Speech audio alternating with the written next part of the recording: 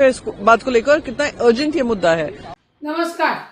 आज सकाळपासून आपण क्रीडा मंत्री महोदय माणिकराव कोकाटे यांच्या मेहरबान कोर्टाने जो निकाल दिलाय त्याच्यावर अनेक चर्चा सकाळपासून चालू आहे। क्रीडा मंत्री माणिकराव कोकाटे यांना जिल्हा न्यायालयाने त्यांच्या त्या केसमध्ये शिक्षा ठोठावलेली आहे।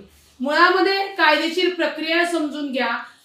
ती शिक्षा ठोठावताना अजून निकालाची प्रत ही बाहेर आलेली नाही ना की कुठल्या पोलीस डिपार्टमेंटकडे गेलेली आहे।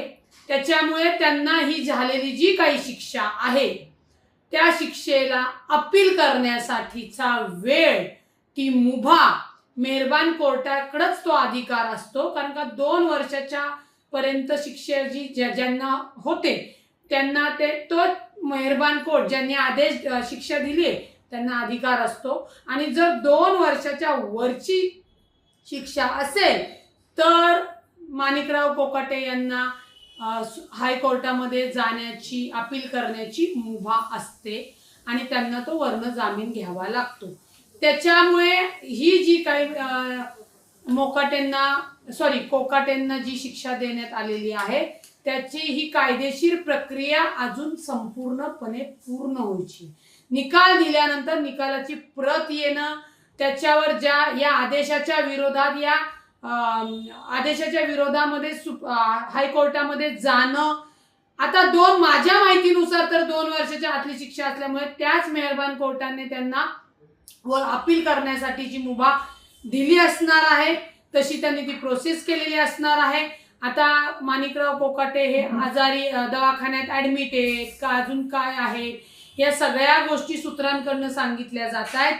परंतु खालच्या कोर्टाने त्यांना निर्णय दिला होता, नाशिक कोर्टाने। आता जिल्हा कोर्टाने त्यांना तोच निकाल कायम ठेवण्यात आलेला आहे आणि माणिकराव कोकाट्यांना अपील करण्यासाठी हायकोर्टामध्ये मुभा कायदेशीर प्रक्रियेनुसार द्यावीच लागते। आणि तो प्रत्येक शिक्षा झालेला जो कोणी व्यक्ती आहे तो व्यक्ती मेहरबान कोर्टाकडे ती संमती परवानगी मागतं।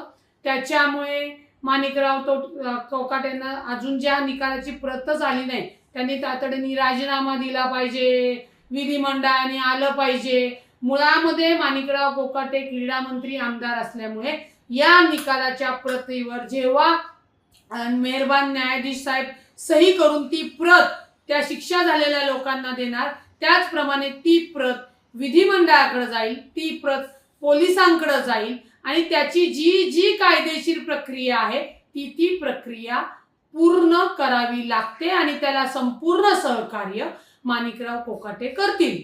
परंतु त्याच प्रक्रियेतला हायकोर्टामध्ये जो अपीलाची मुभा आहे त्याचीही प्रक्रिया माणिकराव कोकाटे यांनी सुरू केलेली आहे। हे एवढं सविस्तर कायदेशीर सांगण्यासाठी याच्यासाठीच कारण का कायदेशीर प्रक्रिया दोन्हीकडनं लोकांना समजणं, माध्यमांना समजणं गरजेचं आहे।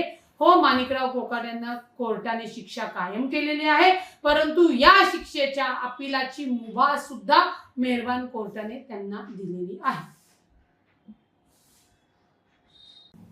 पुणे शहर